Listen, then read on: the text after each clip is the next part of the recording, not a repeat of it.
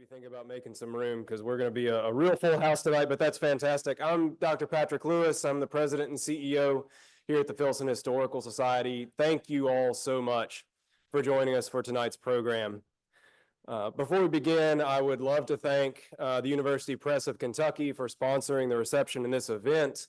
I know we've got some UPK staff members in the room. I'm looking out there. And I know we've got some Clark Foundation board members in the room. We are thrilled to be a part of the University Press of Kentucky Consortium that does so much important work publishing fiction and nonfiction that sustains our Commonwealth, including this amazing book. Thanks again for joining us for Driftwood, the Life of Harlan Hubbard. If you did not get a chance to view this exhibit tonight, I hope you will make time to come back here to the Filson and visit it before it closes on March 14th. It's my honor and privilege to introduce our speakers and presenters tonight. Jessica K. Whitehead is writer and curator of collections at the Kentucky Derby Museum in Louisville. Is author of The History of the Kentucky Derby in 75 Objects and a contributor to the watercolors of Harlan Hubbard from the collection of Bill and Flo Cadell.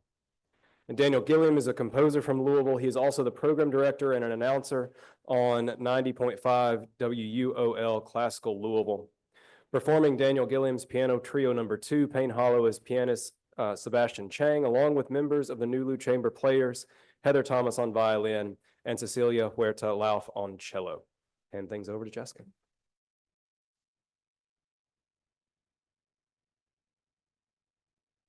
All right.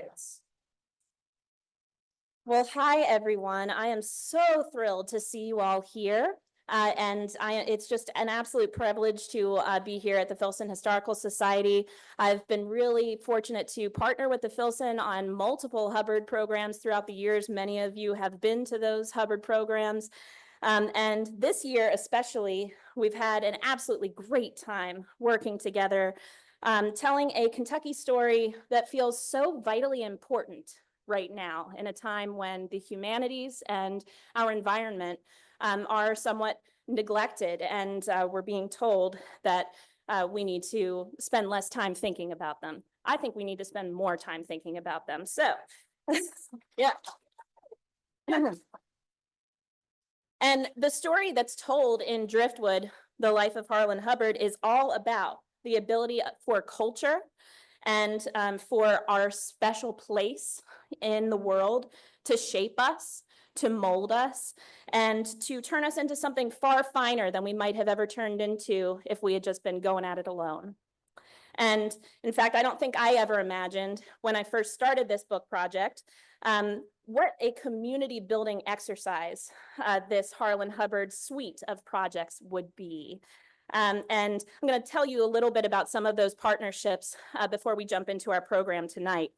But those of you who are writers will know that a book can be very lonely sometimes. And after the research is done, as much as the research is ever done, because it's never done, but as much as once the research is done, and that often solitary job of weaving these stories, of weaving these nets that, you know, catch the best stories that feel good in your book, it can feel very repetitive and very isolating.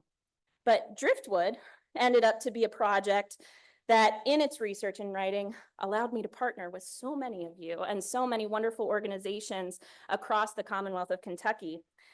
And even though these partnerships may have slowed down the book writing process a little bit, so I know a lot of you have said to me for many years, I can't wait for this book to come out. Thank you for being patient, because I hope that you will see that the collaboration has made this project much richer as a whole. And after all, collaboration, learning, and community, that's what good public history is all about, and that's what we're here for. Now, one of these partnerships, well, maybe one of these partnerships, Payne Hollow on the Ohio, of course. So Payne Hollow on the Ohio, which is a new nonprofit organization, which I was fortunate to help found in 2022, and whose current board of directors is doing absolutely wonderful work restoring the historic land and the historic structures at the Hubbard House and Studio in Payne Hollow, which you're seeing here on the screen. and that they're planning for this very active and vibrant future for the site. So there's a QR code up here on the screen where you can learn more about the work that Payne Hollow is doing in more detail. I highly encourage you to go to their website and learn more about what they're doing. But working with Payne Hollow gave me incredible access to unmined primary and secondary source resources. And it also gave me a very intimate personal experience with this special place of Payne Hollow where these resources were living. And some of those artifacts you may have been able to see earlier this evening in the Driftwood exhibit here at the Filson. And so if you haven't had a chance to see this, I will echo Patrick, please come back before March 14th when that exhibit closes and check this exhibit out in full. This was another community collaboration bringing together lots of incredible collections of Hubbard artwork and ephemera that hasn't been together in the same room ever before. So it's a really exciting opportunity to learn more and see more about the life of Harlan Hubbard. And it's also my pleasure to tell you that just because Driftwood is leaving the Filson, it doesn't mean that it's leaving Kentucky. And so two other amazing partners in this Hubbard research that produced this exciting book are the Behringer Crawford Museum in Covington and Hanover College in Hanover, Indiana, just across the river from where Harlan and Anna had their home at beautiful Payne Hollow. And the exhibit is on deck to go to both of those locations in 2025. So if you want more Driftwood, you can make sure that you go to the Behringer Crawford's opening, which will be on April 13th of this year, and check that different iteration of the exhibit out up there. But the Filson and Payne Hollow and I have teamed up for yet another really exciting project that's connected to this book that I get to announce to you all tonight, which I'm really excited about. So soon to be hot off the printing presses, literally arriving here tomorrow, is a brand new traveling panel exhibit based on Driftwood, designed by the wonderful Brooks Vessels, who is the wonderful exhibit designer here at the Filson. And this is sponsored by Payne Hollow on the Ohio. And you're seeing some renderings from it here on the screen. And this is comprised of 10 lightweight, freestanding, two-sided exhibit panels that bring the story of Harlan and Anna Hubbard into your community. And so this is something that you can use as an outreach tool that you can rent free of charge to bring to your libraries, your community centers, your schools, any public facility where you want to help educate people about Harlan and Anna Hubbard. And so again, there's a QR code on this screen. Please feel free to check that out or talk to me after this presentation. And you can learn about how you can rent this exhibit for a place in your community. So please check that out. And of course, I would be remiss if I talk about partnerships and didn't mention the incredible second part of this program that we have tonight, which is hearing the premiere of Daniel Gilliam's latest composition, Piano Trio No. 2, Payne Hollow. And this will be performed by the NouLou Chamber Players, and I'll invite Daniel up in a few minutes to talk a little bit about his piece. But what started as a very casual conversation between me and Daniel many years ago blossomed into this beautiful piece that you're going to hear the world premiere of tonight, that was composed honoring the Hubbards and their shared passion for classical music. And I think it's really special that we're here tonight in an Ohio River city, that Harlan and Anna loved the Ohio River so much. We're here in an Ohio River city to honor books, art, and music, which were three things that Harlan and Anna Hubbard loved and weaved into their lives so seamlessly. So what better way could we honor them than this program tonight? But of course, this is a book launch. So I should probably talk about the book a little bit, shouldn't I? So naturally, I must thank the wonderful folks. I see editors back there from UPK, the wonderful folks at University Press of Kentucky for making this dream come true for me. This is absolutely a beautiful physical manifestation of something that's been living in my head for so long. And so it's wonderful to get to hold it in my hands and show it to you and say, but all of you have been so wonderful during this publication process. And I really just can't thank you enough for all of the energy and just absolute joy bringing it into the world. I should also note to everyone here that this book is a product of more than a decade of me being in really the right place at the right time and allowing myself to be drawn into the Hubbard story slowly. Both of them died before I was born, so I was never fortunate enough to meet either Harlan or Anna. And my introduction to the Hubbard story has been through the legacy that they left behind. So through the stories that people like you have told me, if you were fortunate enough to have met them, but also through the extraordinary volume of manuscripts, of letters, photographs, artworks, objects, and structures, like those at Payne Hollow and those in Fort Thomas, that are available for me to study and to understand the Hubbards. And one of the first of these artifacts that I ever encountered was this painting that you see up here on the screen. My alma mater, Hanover College in Southern Indiana, used to have this hanging behind the circulation desk in the library.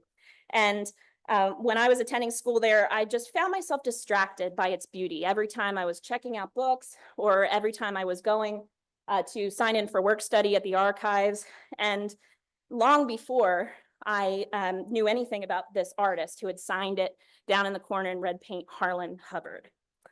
And what's special to me now, as I look at this painting, is, and as I look back on this more than a decade of intense research into Harlan and Anna Hubbard, unbeknownst to me at the time, this painting was sort of drawing me toward the core of the Hubbard story, just like the river drew Harlan and Anna toward their home at Payne Hollow, which incidentally is right in the center of this composition. So I was being actively drawn by the story, by the composition of this beautiful piece of artwork. And this idea of allowing oneself to be drawn, to be shaped, to be molded by a natural force like the river is the fundamental metaphor of my book, and I think of the Hubbard story as a whole. And you're seeing on the screen here a portion of the typed manuscript for Harlan Hubbard's breakout book, Shanty Boat, which, when it was submitted to his publisher initially, he had chosen the title Driftwood. And the title was ultimately changed, but who can forget the way that he brings Driftwood out so evocatively in this manuscript, especially in these opening lines, when he says, "A river tugs at whatever is within reach, trying to set it afloat, carry it downstream. Living trees are undermined and washed away. No piece of driftwood is safe, though stranded high up on the bank. The river will rise to it, and away it will go. The river extends this power of drawing all things with it, even to the imaginations of those who live on its banks. Who can long watch the ceaseless lapping of a river's current without conceiving a desire to set himself adrift and, like the driftwood which glides past, float with the stream clear to the final ocean?" As you will have surmised, my biography of Harlan is a resounding amen to the truth of this passage in Harlan's life, in my life, and I think in many of your lives. As you read this, I hope you'll feel that too. So for this reason, Driftwood begins, you guessed it, with a meditation on driftwood. And we meet Harlan Hubbard in media res. So we meet him in the middle of the action of his life. Which is actually very helpful when we consider the way that his life would develop. I like to say that Harlan had two distinct acts of his life, and I call them the BA and the AA period, the before Anna and the after Anna period. Anna, of course, being the woman that he would marry in 1943. But in 1937, where the book starts, Harlan Hubbard was at the age of 37, which, history lovers, how great is it when somebody is born in 1900? How great.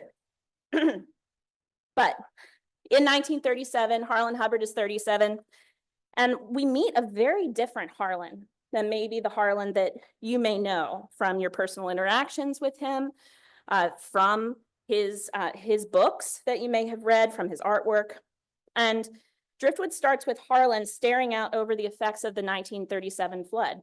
And that's particularly appropriate to us here right now in a river city along the Ohio River that's been experiencing this historic flooding. And I'll read to you a bit from the introduction of the book.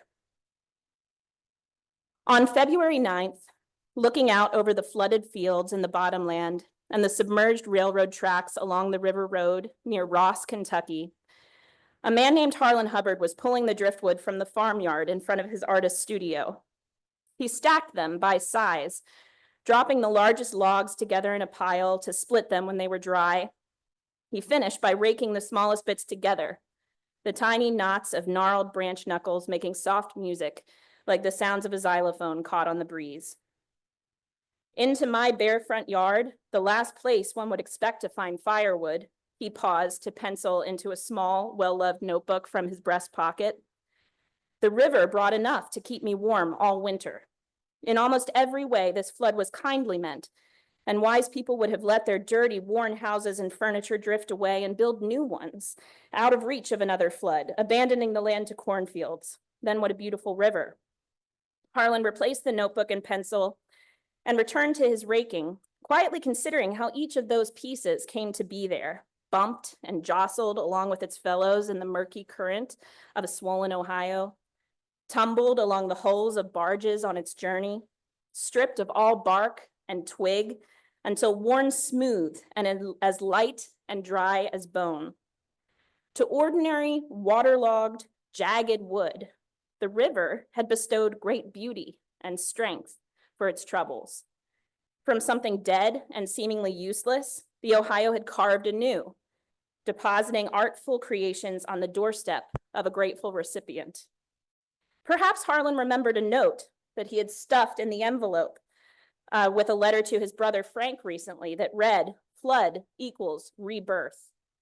He suggested to Frank that in learning to float in high water, one could survive the flood, like the driftwood. La Belle Rivière, what the first French explorers called the Ohio River, and its rushing, transforming, cleansing power had inspired Harlan before. He wrote in the early 1930s, "I have been affected by this rise of water. It suggested primeval times when the earth was being made. It separated the earth from the works of man. I saw my true dwelling place. I need a flood in my soul to carry off all the old drift and flimsy habits that have extended down to the water's edge.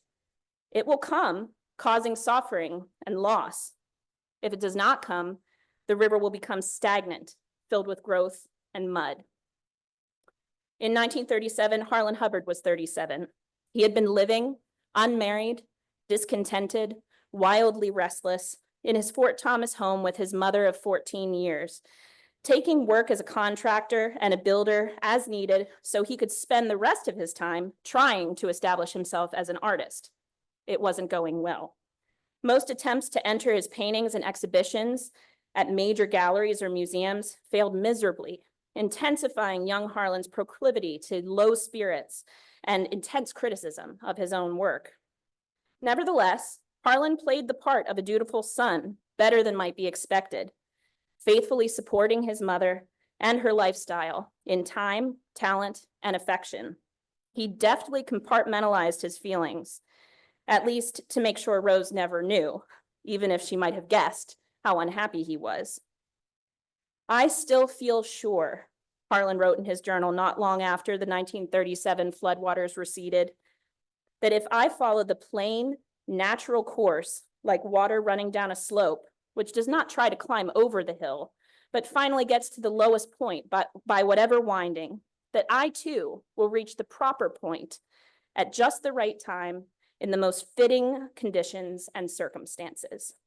There, outdoors in his personal wilderness, following the example of so many other American artists, writers, and thinkers before him, Harlan worked and waited, allowing the river of time to shape him, to carry him, and to deposit him where he belonged." Now, I've already spoiled it for you that it would not be long from this journal entry that I just read to you that Harlan would meet a woman named Anna Eichenhout, who you're seeing here on the screen with him. And we don't have time tonight for me to tell you that whole story, but guess what? For the first time, I can say there's a book you can read about that. So I'm very pleased that you can pick this up and read a little bit more about my thoughts on how Harlan's life unfolded once Anna came into it.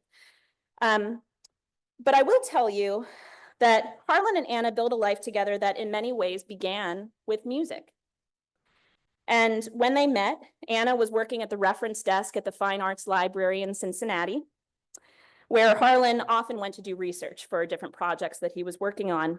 And they bonded very politely at first over shared interest in books and history, in art and music.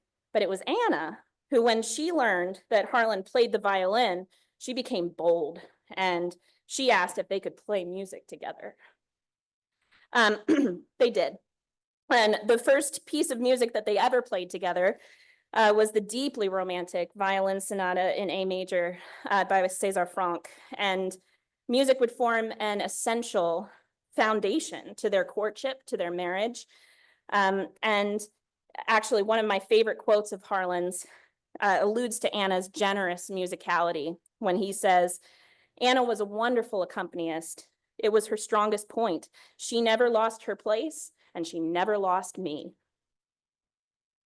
And music eventually followed them to their final home at Payne Hollow, where they had, by the way, not one, but two pianos dragged into that hollow by tractor. You're seeing a great picture of the first one, an upright, being pulled along the bottomland and up toward the house. The second one was an heirloom Steinway baby grand of Anna's. So you can imagine that coming down the steep terrain. But Payne Hollow, as a result, was always filled with music.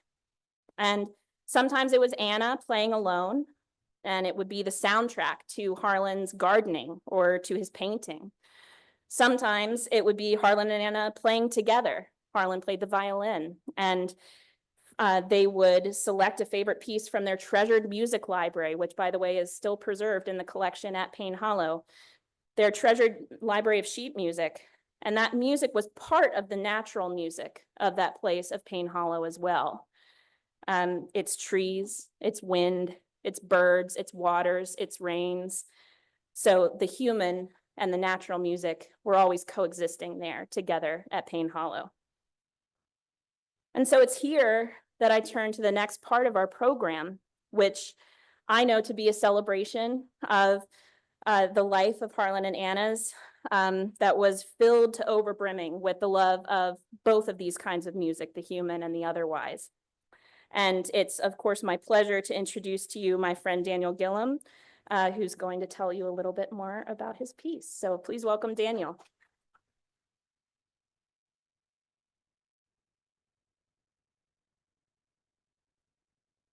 Thank you, Jessica. Before I say a few words, I'd like to invite my friends and colleagues. The performers for tonight, pianist Sebastian Chang, cellist Cecilia Huerta-Lauf, and violinist Heather Thomas. If you've been to a Louisville Orchestra concert, you've probably seen these fine musicians on stage at some point. And that's the first note of the piece. When Jessica and I first started talking about, the musical possibilities here, I thought it was really charming that, they lived on this shanty boat. And at first I thought, well, that's really cute. They just played their violin and cello, sailing down the river. And then I learned about Payne Hollow and then Anna's piano being hauled down to this humble house that they built with their own hands.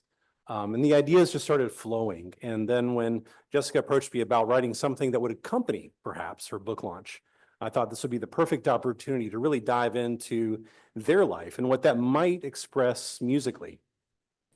The music that was such a part of their lives has been dutifully collected and cataloged. Amelia Wise is here, and she did a wonderful job of cataloging that. And along with Joe Wolek, I got to go down to Payne Hollow and also look at some of this music and even look at Anna's cello that is still thankfully in the possession of the Payne Hollow folks, though not very playable, I'll say. It went through a lot.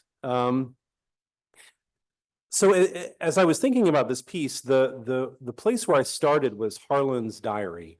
It was collected by Don Wallace and collected in an unusual way for a biography, in that, or a journal, in that it's not grouped necessarily chronologically. It's grouped by seasons, and so winter has its own chapter, and a year might have one date, and one date might have several years. And so seeing their life as it was dictated by the seasons was really important for me initially when I was thinking about this piece.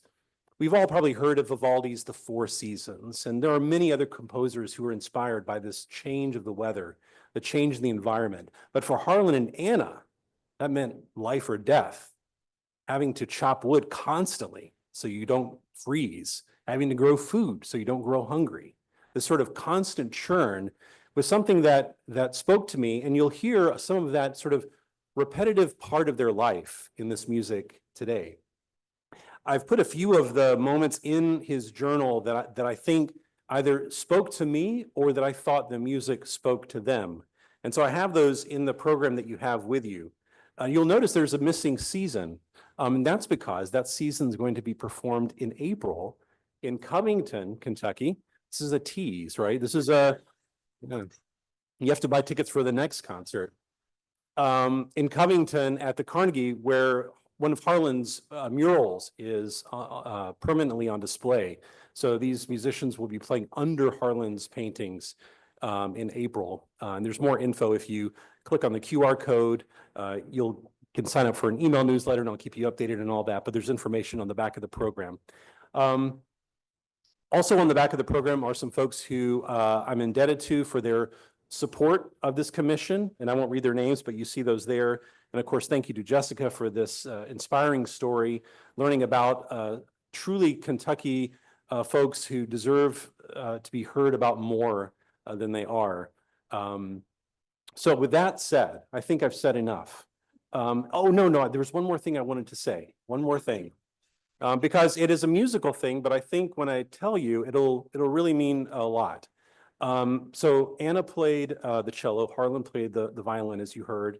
Harlan also played the viola. They had a viola rooming about too, but no viola tonight. The first note that the cello plays is the note A on the scale. The first note that the violin plays is the note B. You think, well, B, what's B? Well, in German, the note B is actually called H. Harlan is first mentioned in the violin, and Anna's first mentioned in the cello, and that sort of comes back and forth throughout the piece. So enjoy. Thanks for being here.